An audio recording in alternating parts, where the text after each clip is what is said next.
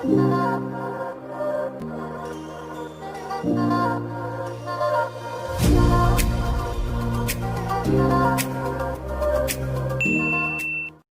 दोस्तों, स्वागत है आपका अपने YouTube channel exam edu hub में। आज हम टाइमलाइंस की कुछ टर्म हैं जैसे BC, AD, CE और BCE और जो टाइम पीरियड है जैसे डिकेड, सेंचुरी, मिलेनियम, इसके बारे में पढ़ेंगे। आइए शुरू करें। डिकेड को हम दशक या दशाब्दी बोलते हैं, सेंचुरी को हम शताब्दी बोलते हैं और मिलेनियम को हम सहस्त्राब्द बोलते हैं।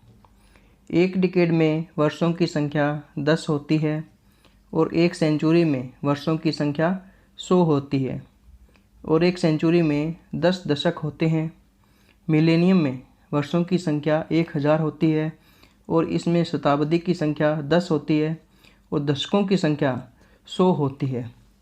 यह कैसे आता है, आइए देखते हैं। शताब्दी में कितने दशक होते हैं? 10 दशक होते हैं। क्यों होते हैं, आइए जानें। 10 वर्षों में कितने दशक होते हैं? एक। तो एक वर्ष में कितने दशक होंगे? 1/10। तो 100 वर्षों में कितने दशक होंगे? 1/10 गुणा में 100। 1 0 से 1 0 कट हो गई तो क्या बचा हमारे पास? 10। और यह क्या है हमारे पास? 10 दशक है। एक सेंचुरी में, एक शताब्दी में हमारे पास क्या है? 10 दशक। हम यह निकाल चुके हैं कि एक शताब्दी में, एक सेंचुरी में दशकों की संख्या क्या है? 10। ठीक है। यह कैसे आया है, आइए जानें। हमें यह पता है कि 100 वर्षों में शताब्दी की संख्या कितनी है? 1। तो एक वर्ष में शताब्दी की संख्या क्या होगी? 1/100। तो 1000 वर्ष में शताब्दी की संख्या क्या होगी? 1/100 गुणा में 1000। 2 0 से 2 0 कट होगी, यानी कि 10 शताब्दी है हमारे पास एक मिलेनियम में। एक मिलेनियम में 10 शताब्दी है तो इसमें कितने दशक होंगे?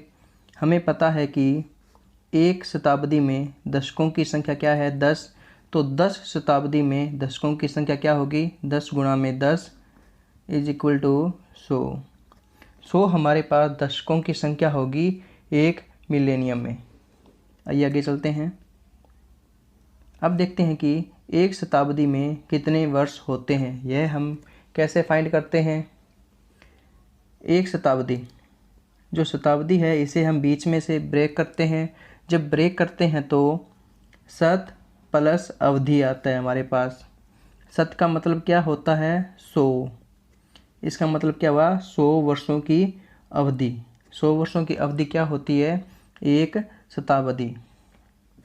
इसी प्रकार हम एक दशाब्दी में कितने वर्ष हैं, यानी कि एक दशक में कितने वर्ष है, यह फाइंड कर सकते हैं। दशाब्दी को बीच में से जब ब्रेक करते हैं तो क्या आता है? 10 प्लस अवधि। 10 मतलब 10 हो गया हमारे पास अवधि। 10 वर्षों की अवधि क्या कहलाती है? एक दशाब्दी। अब अगर वर्ष गिवन है, अगर हमसे पूछे कि यह कौन सी सेंचुरी है, यह कौन सी शताब्दी है, तो हम कैसे पता करेंगे, आइए जानें। अगर हमसे पूछे कि 1857 की क्रांति कब हुई थी, कौन सी शताब्दी में हुई थी, तो हम कैसे पता लगाएंगे। 1857 को हमें तोड़ना है 1800 प्लस 57 में। अब जो 1800 है, 18 गुणा में 100 लिख सकते हैं। 100 का मतलब क्या है? एक शताब्दी। और यहाँ गुणा में क्या हमारे पास? 18, यानी कि 1 गुणा में 18 क्या हुआ हमारे पास? 18 शताब्दी। मतलब 18 शताब्दी तो हमारी कंप्लीट हो चुकी है और 19वीं शताब्दी के 57 वर्ष कंप्लीट हो चुके हैं। तो हम कह सकते हैं कि जो 1857 की क्रांति है यह 19वीं शताब्दी में हुई थी। अब हम शताब्दी की अवधि के बारे में बात करेंगे। यह जो 17वीं शताब्दी है इसमें 1601 से लेकर 1700 तक वर्ष होंगे। 18वीं शताब्दी में 1701 से लेकर 1800 तक वर्ष होंगे। इसी प्रकार 19वीं में 1801 से लेकर 1900 तक और 20वीं में 1901 से लेकर 2000 तक। अब कुछ घटनाओं की बात करते हैं कि वह घटनाएं किस शताब्दी में हुई। पानीपत का पहला युद्ध 1526 ईस्वी में हुआ, तो यह कौन सी शताब्दी में आया? 16वीं शताब्दी। बक्सर का युद्ध 1764 ईस्वी में कौन सी शताब्दी में हुआ? 18वीं शताब्दी में बक्सर का युद्ध हुआ। भारत आज़ाद कब हुआ हमारा? 1947 को। यह कौन सी शताब्दी में आया? 20वीं शताब्दी में है। अब हम जो टाइमलाइन की टर्म्स है जैसे BC, AD, CE और BCE इसके बारे में पढ़ेंगे। पहले हम AD, BC, CE और BCE का मतलब क्या है इसके बारे में देखते हैं। AD का मतलब है एनो डोमिनी यानी कि ईस्वी। AD लैटिन भाषा में है जिसका मतलब है ईसा मसीह के जन्म का वर्ष, the year in which Jesus Christ born. BC का मतलब है बिफोर क्राइस्ट बोर्न। CE का मतलब है कॉमन एरा। BCE का मतलब है बिफोर द कॉमन एरा। अब जो ये AD है और CE है, इन दोनों का मीनिंग सेम है। इसी प्रकार जो BC है और BCE है, इन दोनों का मीनिंग सेम है। आइए एग्जाम्पल के माध्यम से समझते हैं। 512 AD और 512 CE, इन दोनों का मीनिंग एक ही है, इन दोनों में कोई डिफरेंस नहीं है। इसी प्रकार 512 BC और 512 BCE, इन दोनों में कोई डिफरेंस नहीं है। कुछ धार्मिक मान्यता के अनुसार CE का मतलब है क्राइस्ट एरा और BCE का मतलब है बिफोर क्राइस्ट एरा। अब हम टाइमलाइन के बारे में देखते हैं। जो जीसस क्राइस्ट का बर्थ है वह समय को दो भागों में बांट देता है। एक तरफ क्या है हमारे पास AD और CE यानी एनो डोमिनी और कॉमन एरा, और दूसरी साइड क्या है हमारे पास BC यानी कि बिफोर क्राइस्ट और BC before the common era. जो इस साइड का समय है, यहाँ जो समय है वह घटते क्रम में आगे बढ़ेगा।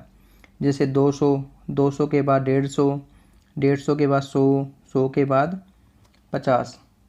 और जो जीसस क्राइस्ट के बर्थ के राइट हैंड साइड का समय है वह समय बढ़ते क्रम में आगे बढ़ेगा। जैसे कि 50, 50 के बाद 100, 100 के बाद 150, 150 के बाद 200।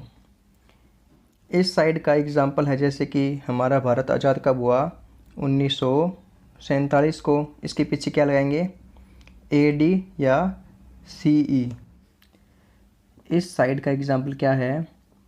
1500 BC, जब वैदिक युग हमारे भारत में शुरू हुआ। अब जो 1500 BC है इसे हम कैसे पढ़ेंगे? इसे हम इस प्रकार से पढ़ेंगे कि जीसस क्राइस्ट के बर्थ के 1500 साल पहले हमारे भारत में वैदिक युग की शुरुआत हुई थी। Thank you. अगर आपको वीडियो अच्छी लगी है तो इसे लाइक करें और ज़्यादा से ज़्यादा लोगों में इसे शेयर कीजिए। अगर आप चैनल पे नए हैं तो अपने चैनल एग्ज़ाम एजू हब को सब्सक्राइब करें।